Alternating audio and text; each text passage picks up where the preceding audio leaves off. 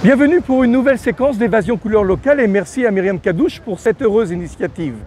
Voilà, nous nous trouvons ici à la frontière entre Tel Aviv que l'on voit derrière moi et la ville de Jaffa.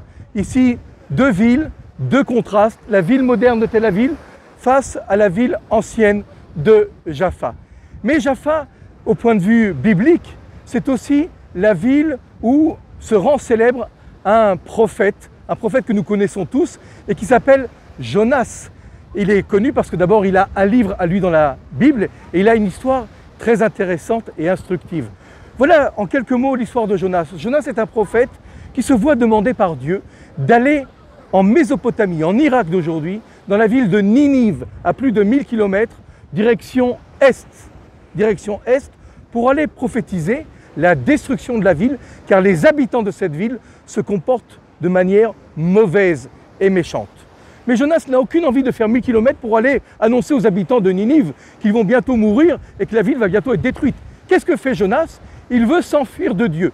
Il arrive à Jaffa, ici, et il s'embarque sur un bateau direction ouest, à l'opposé donc de la ville de Ninive.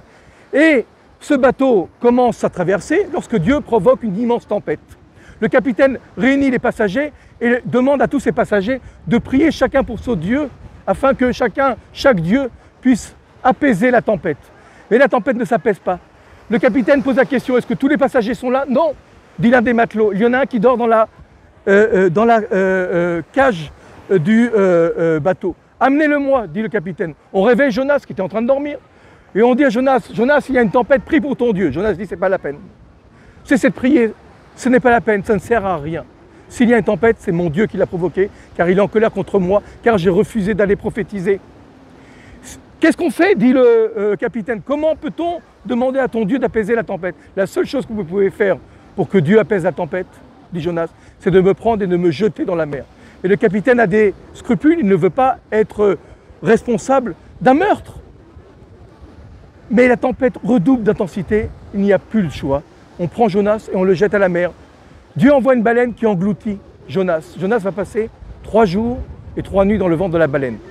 Bon, le ventre de la baleine, ce n'est pas tout à fait un hôtel tout confort, ça sent mauvais, c'est désagréable. Au bout de 3 jours, Jonas n'en peut plus et demande à Dieu qu'on le libère de cette baleine. La baleine va s'approcher des côtes et va recracher Jonas, qui va prendre son bateau de prophète, de pèlerin, et va aller jusqu'à Ninive. Lorsqu'il arrive à Ninive, la Mossoul d'aujourd'hui, il prophétise à tous les habitants, sachez que si vous ne revenez pas de vos méchantes habitudes et comportements, Dieu détruira la ville. Le roi de Ninive décide de prendre le deuil, se met un sac de pommes de terre sur la tête avec des cendres et ordonne un jeûne général. Les habitants de Ninive font repentance. La ville est sauvée. Jonas repart dans le désert. En se reposant sous le soleil, Dieu lui fait un miracle.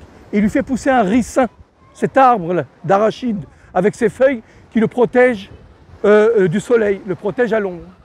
Le lendemain matin, durant la nuit, Dieu fait pénétrer un ver qui va pourrir le ricin. Jonas se réveille, le ricin est mort. Le soleil tape très fort et Jonas n'en peut plus. Il demande à mourir. Il demande à mourir tellement il a de la peine pour cet arbre qui le protégeait. Et Dieu lui dit, tu as eu de la peine et tu souffres parce que j'ai tué un arbre. Mais quand je voulais tuer des dizaines et des centaines de milliers d'êtres humains qui ont été créés à mon image, tu as préféré t'enfuir et ne pas assumer ta mission. Voici l'enseignement du livre de Jonas. Avoir pitié d'un arbre et ne pas avoir pitié de la vie de centaines de milliers de personnes qui ont la capacité de faire repentance et de revenir sur un droit chemin. Ce livre de repentance qu'on lit le jour de Kippour à l'office de Mincha est un livre qui nous enseigne d'avoir confiance en l'homme et d'avoir pitié pour sauver une vie humaine, d'avoir de la compassion et de la bienveillance. C'est ce que nous enseigne le livre de Jonas et de croire en l'homme qui peut changer d'attitude. Voilà Jaffa, Yafo, Jonas et ses rochers, ce magnifique voilier qui passe juste entre cette chaîne de rochers, la ville du prophète de Jonas, Jaffa. À bientôt et merci de m'avoir écouté.